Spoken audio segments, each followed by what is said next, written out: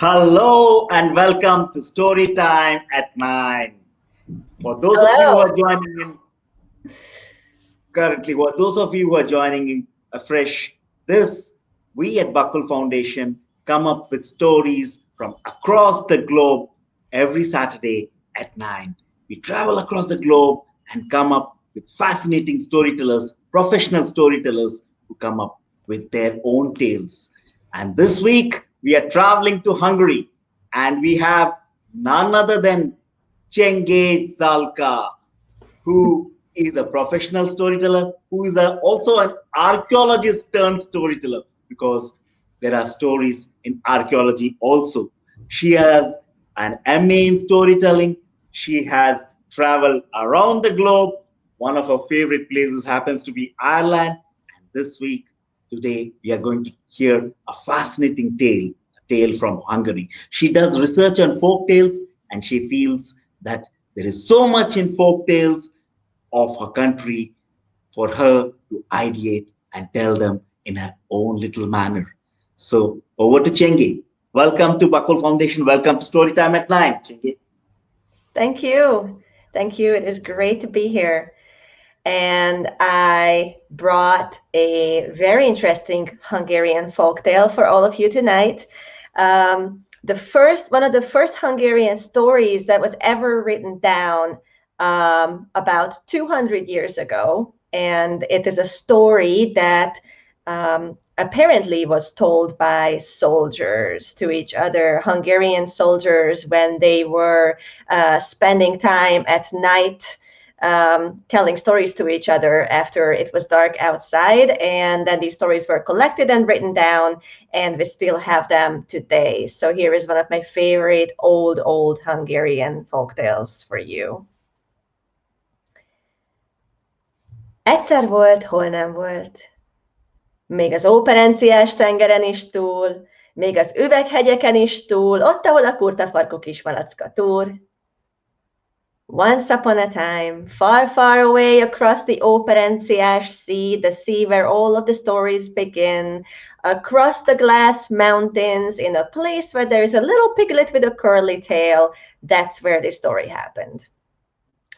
Once upon a time, in this far, far away place, there was a fisherman. And this fisherman worked for a king. And you know, there are many kings in stories that are wise and kind and just and honorable. And this king was not one of those kings. He was greedy and mean and harsh. And everybody was scared of him. And whatever he ordered, whatever he wanted, had to be done exactly like that. He was a hard king to please. And for a long time, he did not find himself a wife. I wonder why. But one day, he found a princess to marry, and he gave an order that he wanted a big wedding feast. And at his wedding feast, he wanted dishes made out of all kinds of fish. So he ordered his fisherman to go and bring a lot of fish for the wedding feast. And he told him that if he failed to provide all of those fish for the feast, then he would be executed for treason. The fisherman went home and he got his nets and he went down to a great big lake and he got into his boat and he rowed out into the lake and he cast his nets out, hoping to pull in enough fish for the king, but luck deserted him and he could not catch a single tiny fish all day long. He rowed around the lake, he tried here, he tried there, he kept casting his nets and pulling them back in, and they kept coming up empty. And the fisherman got scared. He was going to get executed if he couldn't bring home any fish. And he tried and he tried and he tried, and he was getting scared and he was getting frustrated, and finally he said, I don't care if it's the devil, but somebody please help me. In that moment, out of the waters of the lake came a little man dressed in green clothes, and he said, you don't need the devil. I will help you, but you will have to pay me. Yes, all right, said the fisherman. I don't have a lot of money, but please help me, and I will pay you whatever you want. And the little man in the green clothes said, well, I don't want your money. The only thing I want in exchange for my help is what you have at home that you do not know about. The fisherman thought about that. Well, I know about everything. It's my home. We don't have that much stuff. And whatever I don't know is in my house can't be that important. So he said, all right, yes, deal. I will give you what I don't know about at home. Just please make sure that I have enough fish for the king. The little green man said, all right, you will get your fish, but 15 years from now, you have to bring me my payment. And do not forget about it. And then he disappeared. And the fisherman cast out his nets again.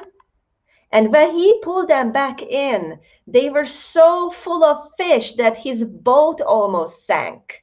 There was so much fish. He rowed back to shore and he loaded it all into a cart and went back to the palace, and the king was very satisfied. He said, all right, this is going to make a great feast for my wedding. And he paid the fisherman. The fisherman went home very happily, and he was just about to tell his young wife how much money they got for all the fish and how lucky he was. But he was greeted in the doorway by her, and she said, my darling husband, I have great news. We are going to have a baby. And the fisherman realized that the thing that he did not know about, the thing that he promised to give to that little man in the green clothes, was his own child. And he started crying. And he told his wife what happened, and she started crying. And from that day on, there was a deep, deep sadness in their hearts because they promised their child to some supernatural creature, and there was no way out of it. They had a beautiful, beautiful baby boy, and they named him Sándor, which is Hungarian for Alexander. And they raised him and loved him, and Sándor was clever, and he was happy, and he was curious like any young boy, and he was very brave, but his parents were always sad, and they could not tell him what they promised before he was born. The years went by, one after the other, and 15 years flew by like a mere moment. And one day, when Sándor turned 15, his father took him by the hand and led him down to that great big lake, and he was crying all the time. And as they were walking down to the lake, they met an old man. And the old man looked at them, and the old man said, why are you crying? What is happening to you? The fisherman said, I have to give my son to a spirit in the lake because I promised it 15 years ago. And the old man said, wait a moment. And he took a talisman from his neck, and he put the talisman around the neck of the boy, and he said, this will protect you. Now go and good luck. So the fisherman walked down to the lake with Sándor and set Sándor into the boat, and then told him to row out onto the water. And Sándor was rowing out in the boat, and then he got to the middle of the lake. There was a great big storm with dark clouds and wind and lightning and thunder, and the storm turned into a whirlwind, and it picked up the boat with the boy and flew away with him. And Sándor was flying in the middle of that storm, higher and higher, and then the storm stopped and deposited him in the middle of a dark forest. And Sándor looked around, and he held the amulet around his neck, and it was dark. It was late at night. He didn't know where he should be going. He didn't know where he was. And then he heard a sound. Somebody was crying for help. Help me! Help me! And he followed the sound, and he saw light in the distance. And in the distance, there was this great big fire. And he thought, oh, maybe that is somebody must be living there. Maybe where there is fire, there is also life. And he followed the light and he followed the sound, and then he found this big rock, and the fire was coming from under the rock, and the voice was also coming from under the rock. Help me! Sándor was a very kind boy. He liked helping people. So he didn't know who was crying for help, but he started pushing the rock, and he pushed and he shoved until he managed to roll the rock to the side. And then the fire disappeared. And in the middle, there was a little frog, a little red frog. And the moment he picked the frog up, the frog turned into a beautiful girl. And she said, thank you. Thank you for helping me. An evil woman, an evil witch cursed me into a frog and my palace into a rock, and I've been waiting for somebody to save me. As she said that, the big rock turned into a great big palace, a beautiful, beautiful palace with gold and silver and gemstones. And she smiled at Sándor and she said, my name is Aranka, and what's yours? And he said, well, I'm Sándor. And they walked into the palace hand in hand. But that is not the end of the story. Years went by. Sándor and Aranka, of course, fell in love because they were young and they really liked each other, and they got married eventually. But years and years later, Sándor still felt very sad about his parents, and he wished that he could tell them that he was alive and he was all right. And one day he turned to his wife and he said, my darling, I have to go home. I have to find my parents and make sure that they are all right. Aranka smiled and she said, okay, I will give you this golden ring. Put it on your finger. This is a magic ring. You turn it one time, you will fall asleep and you will wake up wherever you want to go. You turn it 2 times, it will give you whatever you wish. You turn it 3 times, I will come and help you, but never ever talk about me to anybody, no, not a single person, because you will get in trouble if you tell anyone about me. You can tell your parents, but you can't tell anybody else. Sándor took the ring, he turned it on his finger, he wished to be home at his parents' house, and he fell asleep. And when he woke up, he was at their house, and the old fisherman and his wife, they ran out of the house and they hugged their son, and they were so happy to see Sándor again. And he wanted to help them, to make them happy, to make them live a comfortable life. So he turned the ring again, 2 times, and he wished for a palace that his parents could live in. And the palace immediately appeared. It was beautiful, gold and silver and gemstones and marble, and people noticed that there was a palace by the lake that no one seen the day before. And they told the king. And I told you that this king was greedy and mean and harsh. And he wanted to know who built a palace right next to his own city. And he summoned Sándor and told him to come as a guest to his palace. Sándor went to the king. And the king greeted him like a rich guest. And they had a big feast and they drank a lot of wine and they celebrated. And the king kept talking about his own things. He kept talking about how great his palace was and how great his horses were and how great his food was. And he kept talking about how his wife was the most amazing woman in the world. And Sándor just kept drinking. And eventually he couldn't hold his tongue anymore. And he said, well, Your Majesty, my wife is better. And the king was not happy about that, and he ordered Sándor that if he did not show his wife to him immediately, then he would get executed. That was his favorite thing to do to people, apparently. And Sándor knew that he was in trouble, but he couldn't take his words back. So he took the magic ring and turned it 3 times. When he turned it 3 times, Aranka appeared. And she was so beautiful, she was so amazing that everybody at the king's court just admired her. And they knew that Sándor was right. But the king immediately decided that he was going to get rid of Sándor, he was going to get rid of his own wife, and he was going to marry Aranka himself. And Aranka only took one look at the king, and she knew that he was up to no good. So they had a feast together, and he slept in the palace that night. And in the middle of the night, Aranka woke up, and she took the ring from Sándor, and she left a letter for him, and she put shoes made of iron next to the bed. And then she disappeared. And when Sándor woke up early in the morning, his wife was nowhere to be found.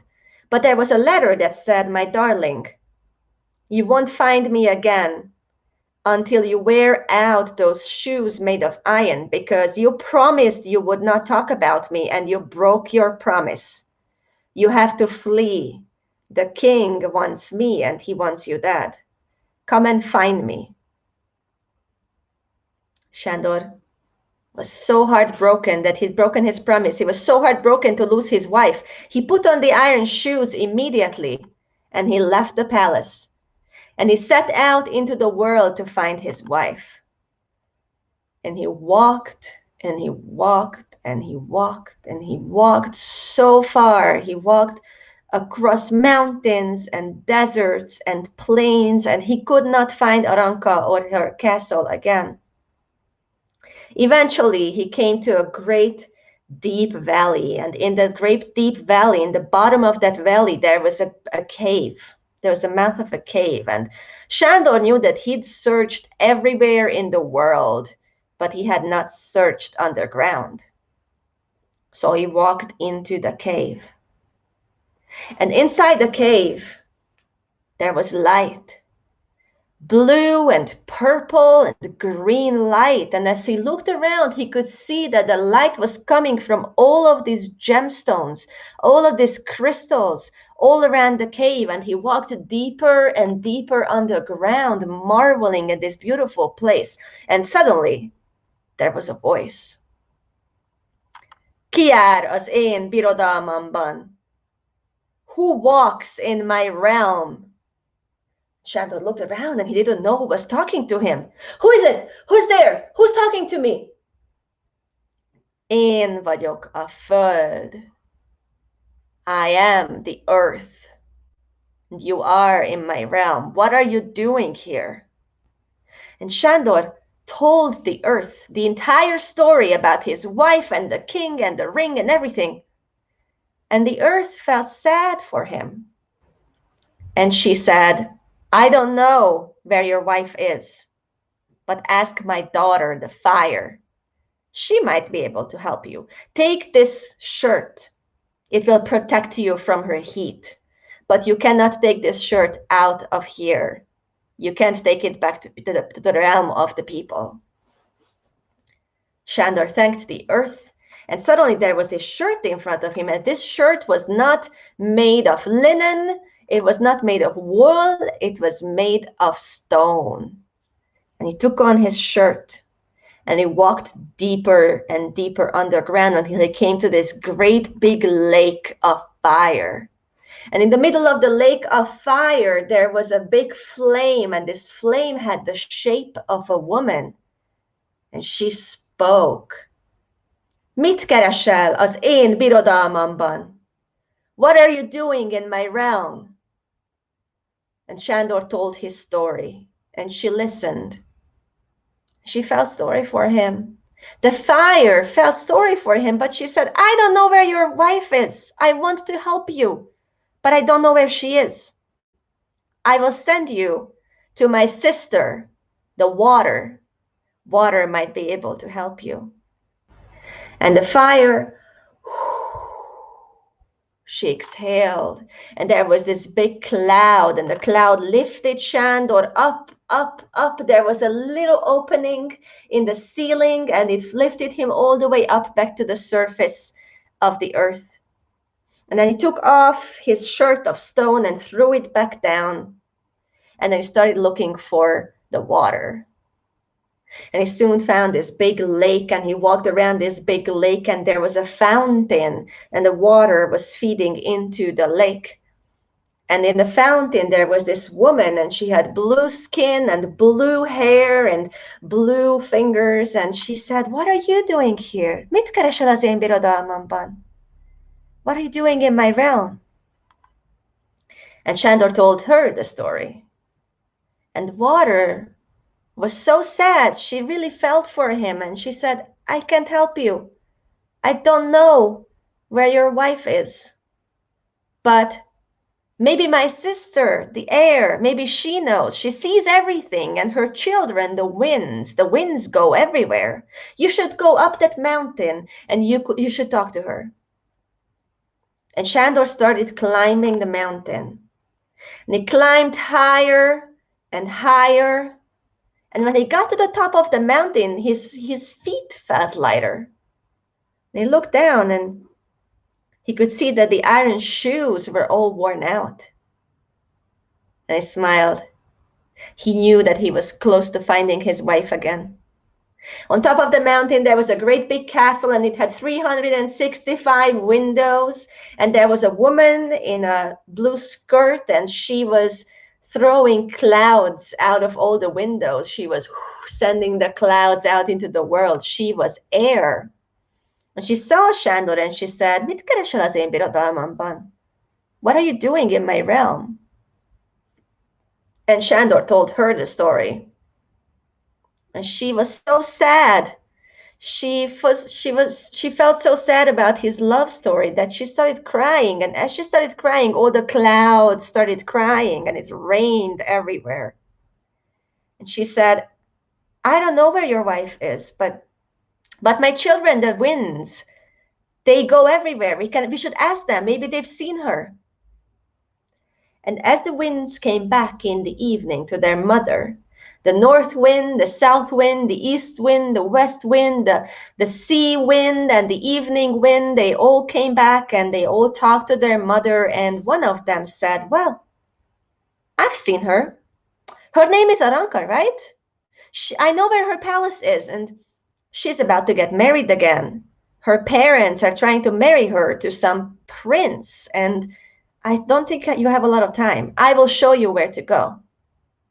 And the wind picked Sándor up and carried him all the way across the mountains, across the deserts, and across the plains, and then it put him down right in front of Aranka's palace. And there was a wedding being prepared. They were about to have a wedding, and Aranka did not want another husband, but her parents kept telling her that she needed to get married again, because Sándor was clearly never going to find her again. There was no mortal man who would come this far for her. And then suddenly there was a knock on the door. And when they opened the doors, that was Sándor, and the iron shoes were all worn out on his feet.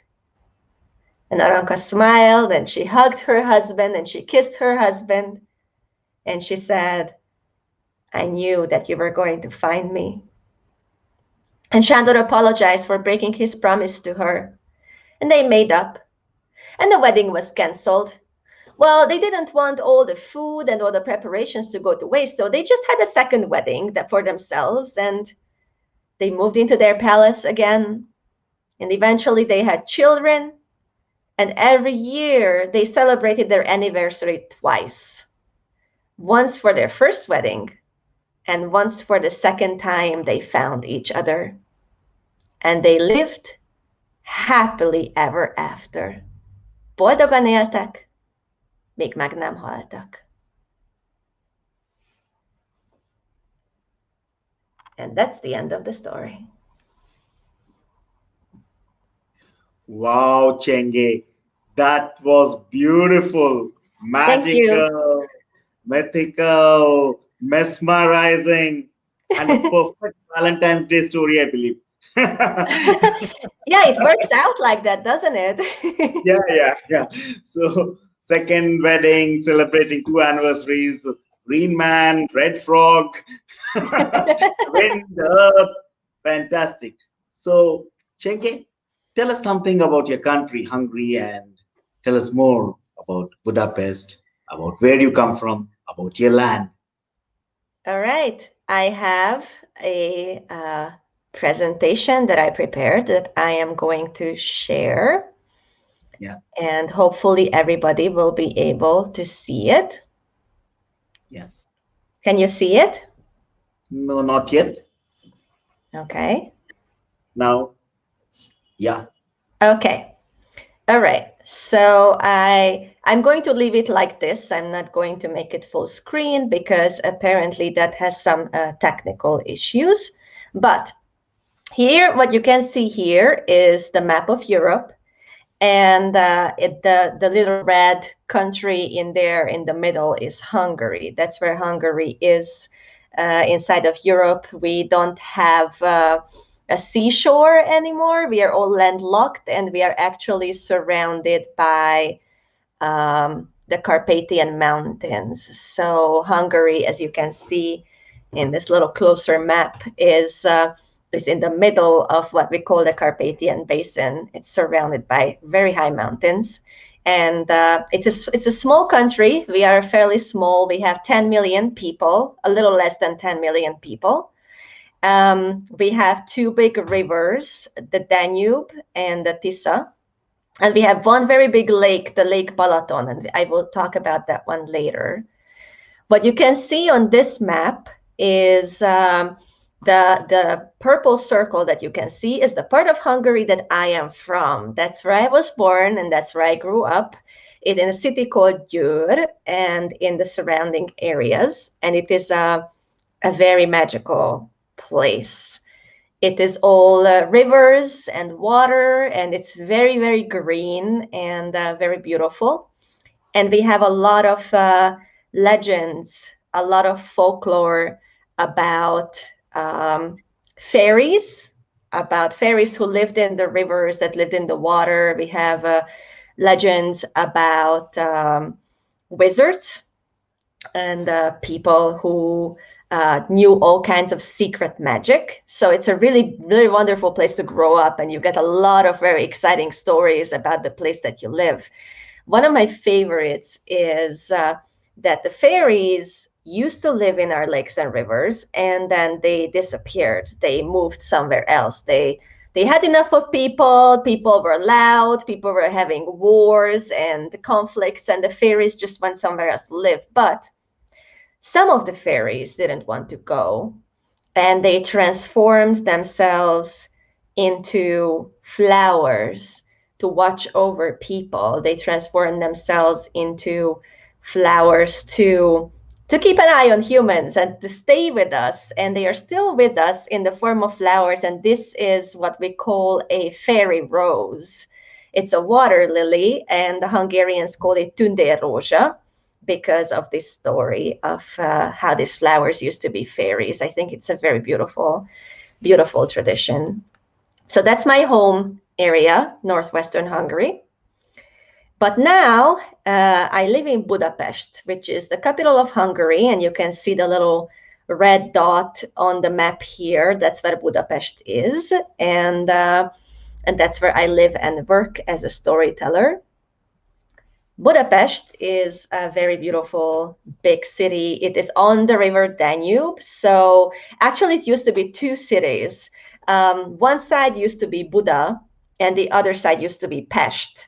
And when they joined them in the early 1800s, it turned into one city, and now it's called Budapest, but it used to be two separate cities. And what you can see in the picture here, that bridge that you can see was the first actual permanent bridge to connect the two sides of the city to each other. And what you can see in the background is the parliament, the building of the parliament, which is probably the most well-known building in Hungary, and you can see it on a lot of postcards. So this is where I live now. It is a very nice city, very beautiful. very easy to walk around in. It's just very comfortable to live there. It is a big city, but it doesn't feel like a big city. It doesn't feel like a metropolis. There's a lot of green spaces, and of course the river. The river is beautiful, and that is the Buddha Castle. It is on the Buddha side of the city, on a hill, and it is very, very gorgeous, especially when it's all lit up like that in the evening. It is part of the World Heritage. It's one of the World Heritage sites of Hungary. So there's museums up there, libraries, research offices, and things like that, and some of the governmental offices now. And then I told you about Lake Balaton, which is our biggest lake, and it's where most people spend their vacations. And my grandparents actually live by the lake, so I spent a lot of time growing up on the lakeside, and it's a great place to be. There is a lot of sailing happening on the lake. There's a lot of swimming, obviously. It's just a very pretty place. It's there's a lot of vineyards. They make a lot of very good wine around the Balaton area, and this is also where I work as a storyteller. There is a place called the Story Center close to Lake Balaton, and it is a campsite. In the summer, we take children there for story camps. I work for a place called the Világszép Foundation, and we bring storytelling to children who live in foster homes, children who for some reason can't live with their own families, so they have to live in a foster home with other kids. And in the summer, we take them to the lake, to the story center, and we camp, and we have campfires, and we tell a lot of stories, and we play a lot of games, and it is just the best place in the world to work. So that is also my workplace, and it's very, very beautiful. I wanted to tell you a little bit about Hungary and Hungarian culture. I love this picture because this is a family tree for languages. And if you can see on the left, the big tree that you can see in this picture is the Indo-European languages, the tree of Indo-European languages, and you can see English on the right, you can see Spanish and the Romance languages on the top, and you can see Hindi and Bengali and Punjabi and Persian on the left side of this tree. So these are all Indo-European languages that are related to each other more closely or more distantly. And then Hungarian is on a whole separate tree. If you look on the right, there is a little yellow circle there. And that's where Hungarian is. Hungarian language is a whole different tree of languages. It's called Finno-Ugric languages, and people say that it's one of the 5 most difficult languages in the world. I'm not sure if that is a fact or if that is something that Hungarians made up, but we like to say it. We like to say that Hungarian is a very difficult language, and I guess it is. But it is also a very beautiful language, and it's kind of weird. This, believe it or not, is a dog. This is a pulley dog, a Hungarian breed. We have some Hungarian breeds of dogs, and the pulley is one of the mascots of Hungary, or the symbols of Hungary. It's a sheepdog. It's very clever, and pulley dogs are used for herding sheep. And they have this very strange hair that makes them look like a mop. It's especially funny when they jump. Look at that picture. I grew up with pulley dogs. My grandparents bred pulley dogs, so we had a bunch of them around the house, and they are really very clever dogs, and they move a lot. So the pulley is just one of those things that most Hungarians are proud of, and we like to use them for mascots for various things. Other Hungarian things, foods. I was told that I should talk about foods a little bit in my presentation because people like to hear about foods from other countries. And because I like sweet things, I wanted to show you some of my favorite sweet things from Hungarian cuisine. What you see on the left is called turudi. It is cottage cheese. It's sweet cottage cheese and chocolate, which most of my foreign friends tell me sounds disgusting, but it is actually really good. It's really good sweet food. People eat it as, breakfast or snacks when you're on the road, and it's one of my favorite things. And I missed it greatly when I was living in the USA. The one in the middle is plum dumplings. It's called szilvás gombóc. And it is sweet dough and plums and sugar in the middle, and you get powdered sugar on top, and it is very, very flavorful. And the one on the right is Christmas candy. It's called szaloncukor, and it is filled with jelly. It's jelly and chocolate, which people also think is weird. I never thought it was weird until I went abroad and people didn't know what I was talking about. But it's chocolate and jelly, and what we do with it is we hang it on the Christmas tree. So it's actually decoration and chocolate for the Christmas tree. And then another fun food-related thing that we do is called szalonnasütés, and it's what we do for campfires. We put bacon on these sticks, and we cook bacon above the fire. What you can't really see in this picture is that we have a piece of bread, and we drip the bacon grease onto the bread, and then we put onions and paprika and some vegetables on it, and that's what we eat when we have campfires. It's a great camp food, and it's not healthy at all. Whatever, it's not a healthy thing to do, but it's super fun. And when I have friends visiting from other countries, this is something that we like to do with them.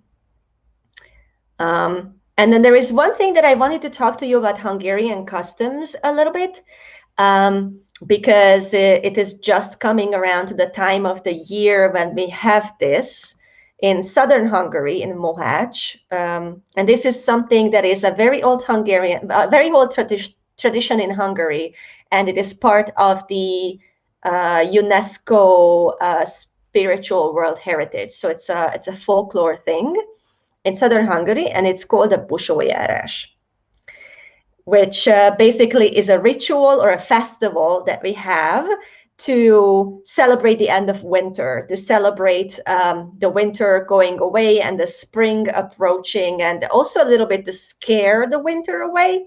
So a busó is the word that we use for these monster creatures that people dress up as for this festival. And they wear these masks, these scary masks. They wear these big fuzzy sheep outfits, and they have horns, and they have things that they make a lot of noise with. They have various instruments and bells and other things that they make a lot of noise with to scare the winter away. And they basically, the festival is includes a parade that is essentially a funeral for winter.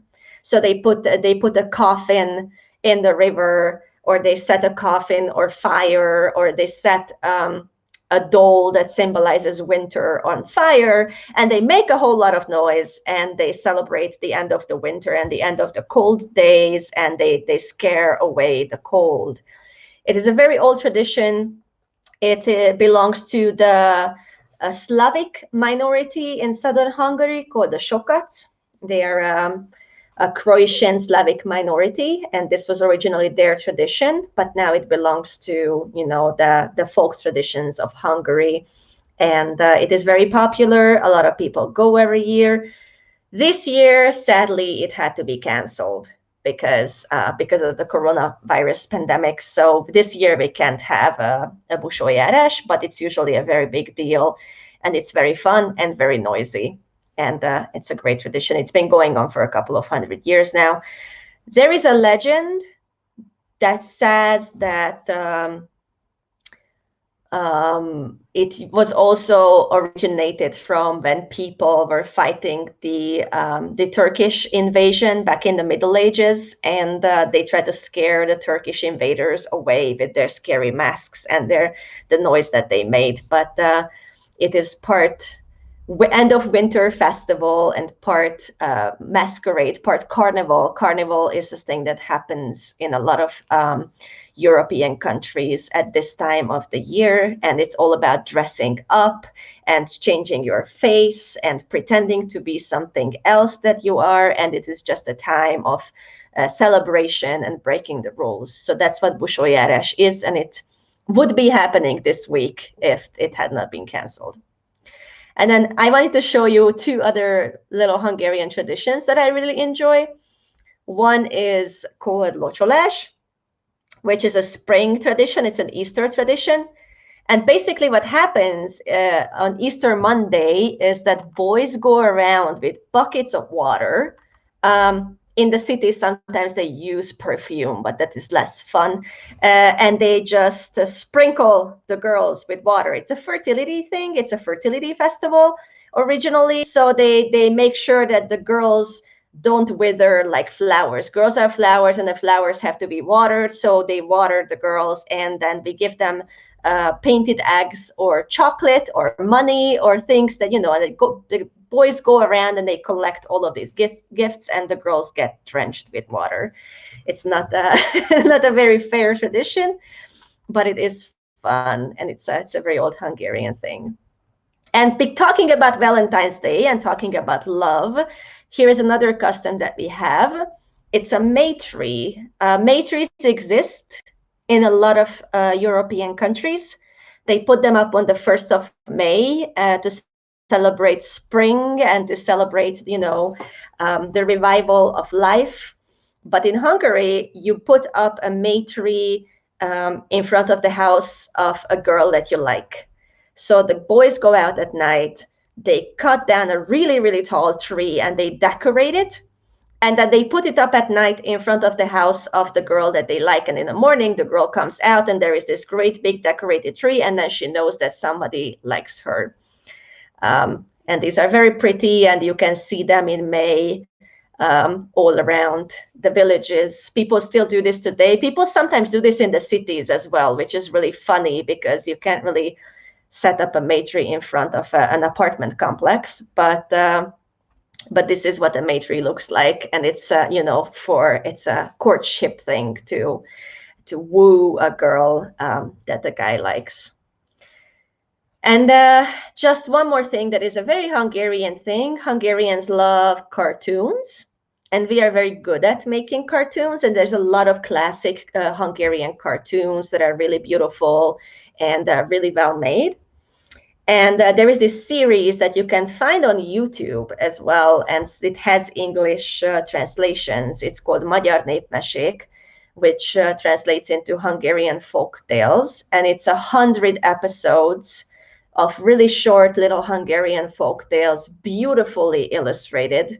And I love watching it, and I just love this series. It's a very Hungarian thing. It's something that I grew up with. It's something that a lot of kids grew up with in Hungary.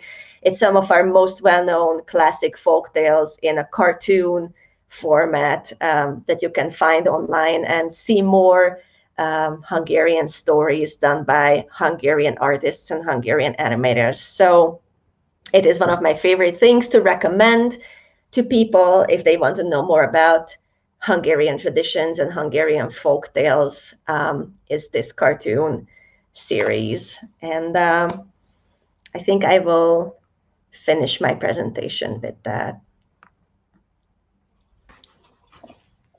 Hey, Csenge, that was superb. I think I was lost in your country. Like the right from the architecture, the lakes, the food, the traditions, the culture, everything is so beautiful. I mean, like, how old is this culture? I mean, like,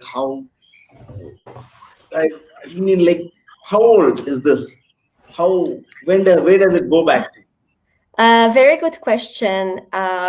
Hungarians came in to what is now Hungary about 1,100 years ago. So we used to be nomadic people. We came all the way from the Uralian Mountains. We came all the way from what is now Siberia. And we traveled across Eastern Europe, and we lived in tents, we rode horses, we did archery. We were very much one of those nomadic horseback riding people that just moved across Eastern Europe, like the Huns before us, or the Scythians before that. And then we ended up in the Carpathian Basin, and we founded the Hungarian kingdom in exactly 1000 AD. So so it's an old culture. It's a fairly old country. Even in European terms, we're not the oldest. We are latecomers, but it's a very interesting blend of nomadic cultures. And then we were at the crossroads of Eastern Europe and then Christian Western Europe, and we were this melting pot of different cultures. So we have our language has a lot of Slavic. We have a lot of Turkish words. We have a lot of, our own Finno-Ugric language. It's a mix of a lot of things. It's a very exciting mix of a lot of things. Yeah, I could see like that Bucho. I'm not able to pronounce it. Bucho, whatever that one you're talking about. Yeah. So that you say goes back to many years, and this year you couldn't hold it because of the pandemic. So hopefully this will take place this year, in 2021. That's what you said. I mean, traditions evolve, so I wouldn't be surprised if next year they buried Corona in a symbolic way, because they bury the winter and they bury a lot of bad things in these rituals. So next year, if they can have the festival again, it's definitely gonna be a big celebration. And also, you talked about Valentine's Day and boys cutting trees and putting it in front of the girl's house they like. Do they need to cut a tall tree? Yes, the taller the better. That's the game. The taller your tree, and sometimes there is more than one tree. If two guys like the same girl, they put up two trees, and then they compete in which tree is the better one. So the trees have to be decorated or something like that? Yes, they have to be decorated, and sometimes they put gifts on the tree, so you get little ribbons or shiny things that you put up on the tree. So it's definitely a courtship thing. Achha, one thing which I wanted to ask you is what kind of is it a democracy, or what kind of government is there in Hungary currently? Yes, it is a democracy. We have yeah. We have a parliament, and we have a president of the republic, and then we have a prime minister. So yeah. So now we are open for questions and answer questions from the audience, I'm sure. So here's a question from Pragya. She says, ma'am, can you say a little bit of Hungarian and then translate it into English? Okay, yeah, I can definitely. I'm trying to think what I should say. I'm gonna show you a long. I spoke a little Hungarian in the story, but there is a longer story opening that we say in the beginning of folktales, and it goes: Egyszer volt, hol nem volt.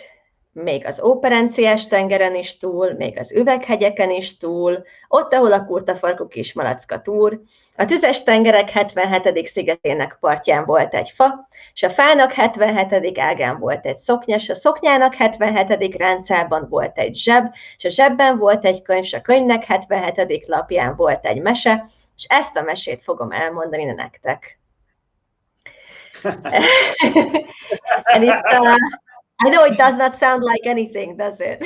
Yeah. It means, I told you, it's a story opening. So it's a long time ago, once upon a time, a long time ago, across the Óperenciás Sea, across the glass mountains, when there is the little pig with the curly tail, there was, on the 77th island of the sea, there was a tree. On the 77th branch of the tree, there was a skirt, and in the 77th wrinkle of the skirt, there was a pocket, and in the pocket, there was a book, and on the 77th page of that book was the story that I'm going to tell you. So what is the significance of 77? It's a magical number in Hungarian folktales. 7 and 77 are magical numbers. So Whoa. So like somebody wants to know about your birthday. my birthday, I'm a New Year's baby. January Oh. 1st. January 1st, I'm a New Year's baby. Yes, and I'm 35 years old. I can see the question.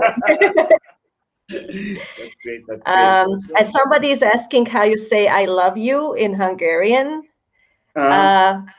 We say "szeretlek." It's all one word. Szeretlek. It's not 3 words. It's szeretlek. No, it's one word. Szeretlek. Szeretlek. And somebody wants to know whether you got 3. I did not. I never got a tree. But you know, when I was growing up, I lived on the 10th floor of an apartment building, and it's really hard to get the tree up there. So I never got a tree because I was living way too high on the 10th floor of a building. So, like, here's another question. Like, most of Hungary lives in urban areas, whereas most of India lives in villages. How do you think we can partner culturally? I mean, like, do you think like most of Hungary stays in urban areas? Not really. Hungary is very interesting because we have Budapest, which is our capital city, and it's a very large urban area. It's 2 million out of 10 million Hungarians live in Budapest. So we have these 2 million people, which is big for us. It's a big city for us. It's a tiny country. And the rest lives in smaller cities around Hungary. Like my hometown, Győr, has 150,000 people, I think. So it's a smaller city, and then a lot of Hungarians do live in rural areas. So in Hungary, it's a mix of urban and rural, but it's not a very big country. Okay. Somebody wants to know the name of the Prime Minister of Hungary. His name is Viktor Orbán. He is the current Prime Minister. And then we are having elections next year. We have elections every 4 years. So. Okay, every 4 years. Okay. So, so again. Someone really wants to know which boy likes me. My boyfriend is American, actually. Imagine that. He moved to Hungary because of me, and he's learning Hungarian now, and he is the one that says that Hungarian is a very difficult language. I think there's a Shandor out there. Yes, but he learned szeretlek was actually the first word that he learned in Hungarian. So it's very romantic. So yeah, like the story which you told, like it all started with the green man who told him that you have to come back after 15 years and give me what you. So the sun, when he went, and there is this talisman, and there is this earth, the fire, the air. So like all these things are elements, and you wove them so beautifully. So is there some kind of like, what would you say, like some kind of a lesson from the story which we can take? It's so here's the interesting thing. Hungarians, before we became a Christian kingdom way back in the Middle Ages, we used to be shamanistic. We had a shamanistic religion, and we don't have epics anymore. We don't have our mythology because it was a long time ago and was never written down. But our folk tales carry a lot of shamanistic elements. Our folk tales carry traces of the mythology that we used to have. So, you know, visiting the different elements, going underground, going up to the mountains, it is a sort of a journey that you make in those myths, in those shamanistic journeys that storytellers probably kept carrying on the stories long after we actually forgot the deeper meanings of the symbols that are in the stories.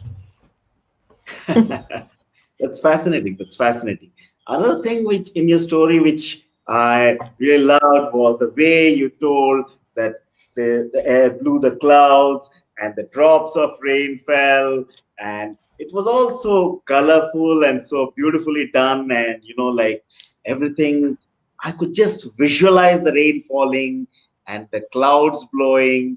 And so tell me something, like when you talk about things like this, is Hungary like that? I mean, like, does it have that kind of an ambience? Like, there is air, there are clouds, there are blue sky, and how is the weather out there? Like, normally, is it very cold, or do you have pleasant days also? It is actually very ideal in terms of weather. We have we have all 4 seasons. So we have snow in the winter, we have, hot summers, we have beautiful springs, we have beautiful autumns. So we have this very nice 4 season place because we're surrounded by mountains. So the climate is very, moderate. We don't get very extreme weather. We do get some storms, but it's a very nice place to live in. It's very green. We have plains, we have rivers, we have mountains. It's a very nice country to live in. Somebody wants to know how many states are there in the country of Hungary? States, we don't really have states. We have counties. We have 19 counties in Hungary. Hungary used to be bigger historically. Before World War I. The Hungarian kingdom was a lot bigger. But we were on the losing side of World War I, and we lost a lot of our territories after. So it used to be more counties, and it used to be a bigger kingdom. And since World War I, we've been smaller, and we have 19 counties now. So. Yeah. Santosh wants to know what's the most beautiful thing in Hungary. The most beautiful thing in Hungary? That's hard. I think it's I think it's Lake Balaton. I love the lake, and it is beautiful. Whether if it's sunny, if there is a storm in the winter, it freezes over, and you can ice skate on the lake. And in the summer, you can go sailing. I think Lake Balaton is probably the most beautiful part of Hungary. To me, at least to me. I'm very biased. Yeah. So Murli wants to know what made you choose storytelling your profession. Was it love for children, or were you inspired by such beautiful surroundings, or inclination towards your culture or fairy tales? A little bit of all of those things. I love stories. I became a storyteller because whenever I heard a really good story, or whenever I read a really good story in a book, I always felt like I have to tell this story to somebody. Like, other people have to hear this. This is such a cool story. And then I just went to other people and told them the stories that I liked. And my parents and grandparents told me a lot of stories. So it was in the family to tell stories to others. So Jami wants to know which season you like. Which season? Oh, I love the fall. I love autumn. I like because it's not very hot, it's not very cold, and the leaves turn these beautiful colors, and it's just fall is probably my favorite season. So is Hungary a secular country? Somebody is asking. Pulling. Yes, technically, yes. Most of Hungarians, like the majority of religious people in Hungary, are Christian, mostly Roman Catholic, but also other denominations of Christianity. But Hungary technically is a secular country, yes. Okay. What's the difference between Budapest and Hungary? Somebody's asking. Okay, so Hungary is the country, and then Budapest is the capital city. But somebody asked earlier what the name of Hungary is, what's behind the name of Hungary. And we actually don't call it Hungary, we call it Magyarország. That's what we call Hungary, is Magyarország, and Magyar is what we call ourselves. So I'm Magyar. And then ország means country. So it's Magyar country, technically, is what it's called. So, yeah. So Abhinash wants to know name of any popular Hungarian epic. A popular Hungarian epic. We don't have epics anymore, and it's very sad that the epics that we probably had didn't survive. But we have a very, very long folk tale that is kind of like a hero story. It's called The Son of the White Horse, Fehér Lófia.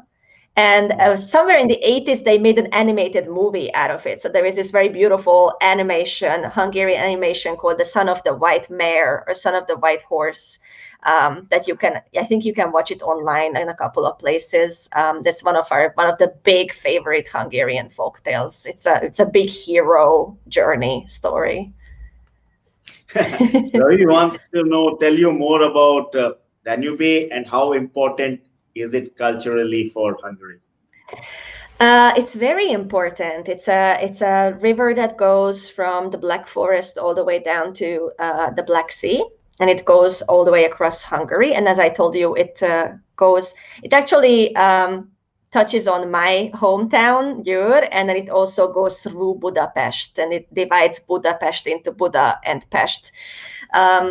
And back in the Roman era, it was actually the border of the Roman Empire. So back in those times, the western part of Hungary belonged to Roman Empire, and the eastern part of Hungary was the barbarian lands. That's where the barbarians lived, and I have the descendants of some of those barbarians, but it was a very important border between East and West at the time, and it became a very important trading route. And it could be, people could take ships all the way down to the Black Sea. Okay. So, like, Indu wants to know, given a chance to go back to your childhood, would you do anything differently? Probably not. No, I had a very nice childhood. I traveled a lot with my parents, and I went to the university to become an archaeologist, and then I became a storyteller. But I wouldn't be a storyteller if I haven't had a childhood like that, with lots of people telling me stories and my family telling me stories, and then traveling a lot with my parents to interesting places. So I don't think I would change anything.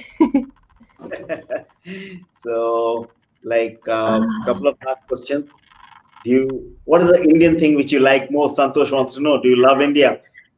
Oh yeah, I've never been to India. I would absolutely love to go, and I love Indian stories. I read a lot of Indian folk tales and epics, obviously, and it's just Indian stories are so beautiful. So it's definitely something that I love about India, and I would love to go and visit and talk to Indian storytellers. So, like, what is the most famous thing in Hungary? We'll wrap it up with that. Oh, famous things in Hungary. Visually, I think it's the Parliament building in Budapest. That's what most people recognize as a Hungarian thing. I would like to say it's a pulley dog, but I don't think many people recognize the pulley dog outside of Hungary. And we are also, apparently, we are very good at water polo. Our water polo team is very famous, and it's a very good sports team. So it's one of the things that Hungarians are very good at.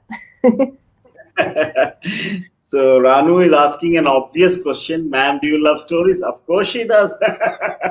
Of course I do, yes. So many good questions. So, do you live in Budapest? Currently, yes, I live in Budapest, because the way Hungary is set up, I travel a lot by train and by bus to do storytelling performances, and it is the easiest to travel from Budapest to other parts of Hungary. So I can take a train, or I can take a bus, or I can take the car, and it is the easiest because Budapest is kind of in the middle of the country. It is easiest to travel to other places from here. So Here's Ipsita asking whether you like chocolate. Yes, I do. I love chocolate. Yes, very much. Good question. And what's the most popular profession of Hungarians? I would not know that. I have no idea what the most popular. I think a lot of Hungarians want to be football players. I think that is very popular in Hungary. Csenge, I think we'll have to wrap up on that note. It was great having you here, and thank you from Buckle.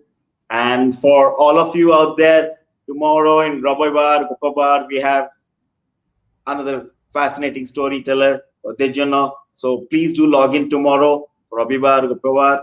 And thank you so much, Csenge, once again. That was fascinating, mesmerizing, beautiful.